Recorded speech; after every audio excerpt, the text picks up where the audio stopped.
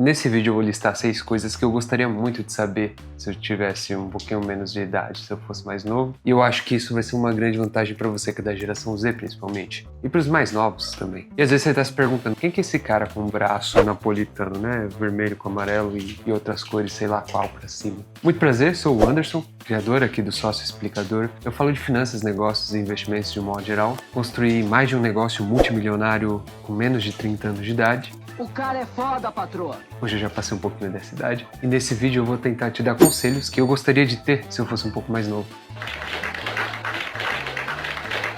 O primeiro de todos, e talvez é algo que muita gente nova não consegue lidar, é dinheiro. Aprenda a lidar com dinheiro. Aprenda a gerenciar o seu próprio dinheiro. Dependendo do jovem, ele ganha ali uma mesada ou não.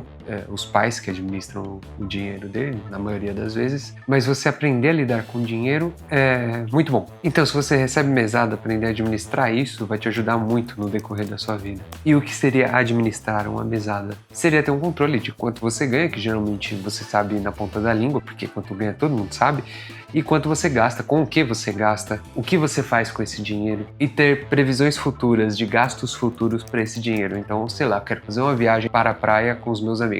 Antes de fazer essa viagem, você tem que saber mais ou menos quanto que custa, dar uma pesquisada, quanto que dá um Airbnb lá, quanto que custa em média uma água de coco, algo para você comer. E pensar no decorrer desse tempo, quanto que você tem que guardar por mês, todos os meses, até que essa viagem chegue. Isso realmente vai te ajudar muito na sua vida adulta. E se você não ganha mesada, se você não recebe nenhum dinheiro, tente se preocupar com as finanças da casa. Então comece a perguntar mais para os seus pais. Pai, quanto que custa a conta de água, a conta de luz, a conta... E tente você ser o financista da casa, administrar isso. Não de forma ativa, necessariamente.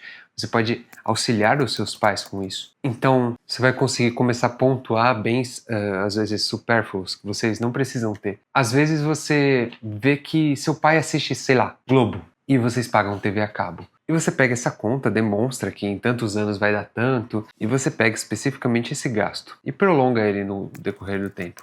Fala, olha pai, aqui, ou mãe, aqui dentro de 12 meses a gente paga tanto só com TV a cabo e a gente não utiliza. Imagina isso projetado para 5, 10 anos. Então você acha que não é melhor talvez a gente cancelar isso aqui?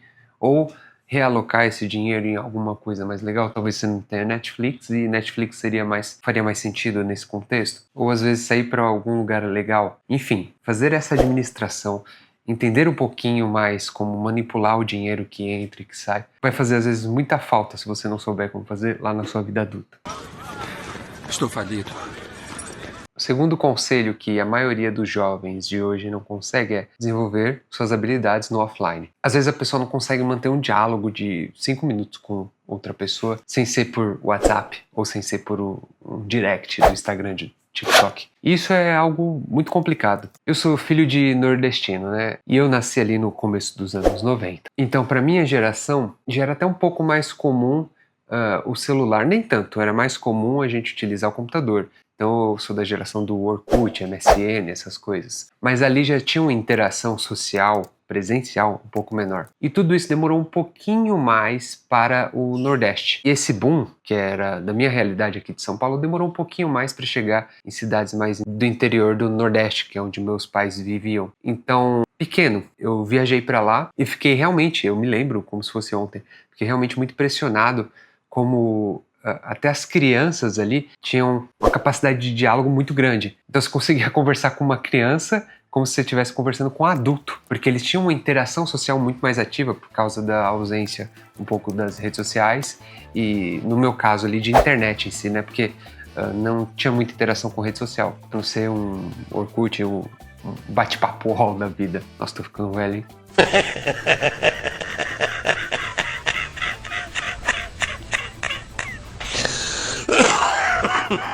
E por que treinar essa interação social? Começa a reparar nas pessoas que você admira que ganham bem, na maioria das vezes. Às vezes você admira uma pessoa que é meio fodida, mas nem todo mundo é perfeito, né? Às vezes você não tem bom gosto, pra ser sincero.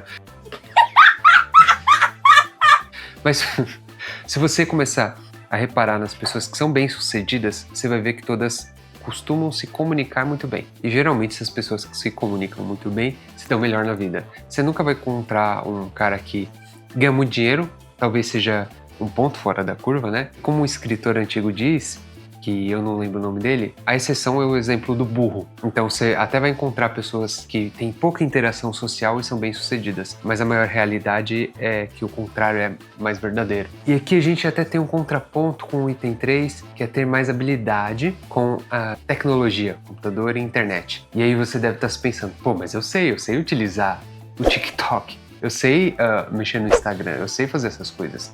Meus parabéns. Meus parabéns. Meus parabéns. Meus parabéns. Meus parabéns. Meus parabéns. Boa, meu amigo. Mas internet, computador, não é só isso. Por muitas vezes eu fui falar com algumas pessoas da geração Z, eu já contratei algumas pessoas da geração Z, e ela não sabia onde ficava a caixa de spam do e-mail.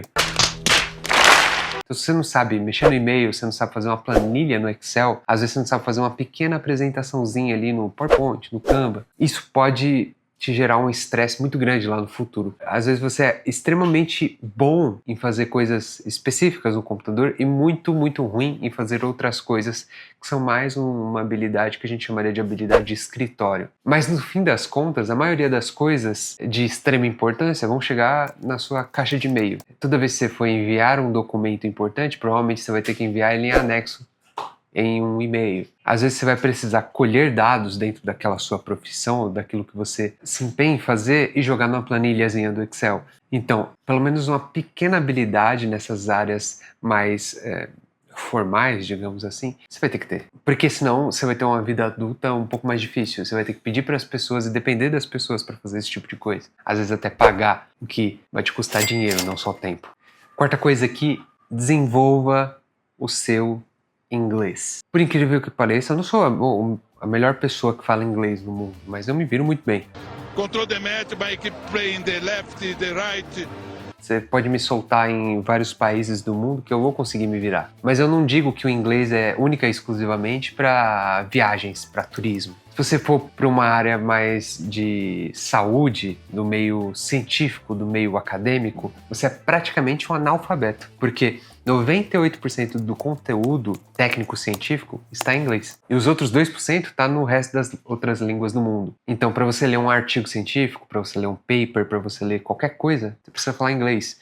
E a maioria dos livros excelentes, eles começam em inglês e depois eles são traduzidos para as outras línguas. Uma hora ou outra, no decorrer da sua vida, você vai deparar que você vai precisar falar inglês para fazer alguma coisa, para se comunicar com alguém. Às vezes você tem um equipamento que o suporte é em inglês, então você precisa falar com alguém em inglês. Então, talvez de todas as habilidades aqui, essa é uma das que você nunca vai se arrepender de ter feito. É mais fácil o contrário, você se arrepender de nunca ter estudado inglês. A quinta é aprenda a se virar sozinho. Esses dias eu vi uma menina ali no TikTok da vida, de 17 anos de idade. Ela falou que ia sair com os amigos e começou a chorar, porque ela falou que os pais dela nunca prepararam ela para a vida adulta.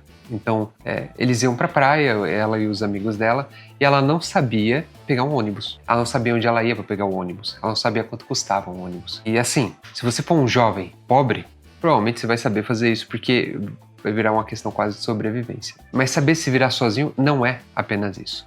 Uma hora você vai ter que tirar o título de eleitor, por exemplo. Onde você vai para tirar o título de eleitor? Você vai perguntar pros seus pais, provavelmente, ou para alguém próximo. Mas se virar sozinho seria dar um Google. Dar um Google e tenho tantos anos. Onde eu tiro um título de eleitor? Porque se você aprender a fazer essas pequenas coisas sozinho, vai ser muito bom para sua vida adulta você começar a se tornar independente. É quase um autodidatismo da vida, talvez. Conversa profunda. Porque na vida, várias horas você vai ver que você precisa descobrir uma coisa que às vezes ninguém sabe. Não adianta você perguntar para seus pais, para seus amigos mais próximos.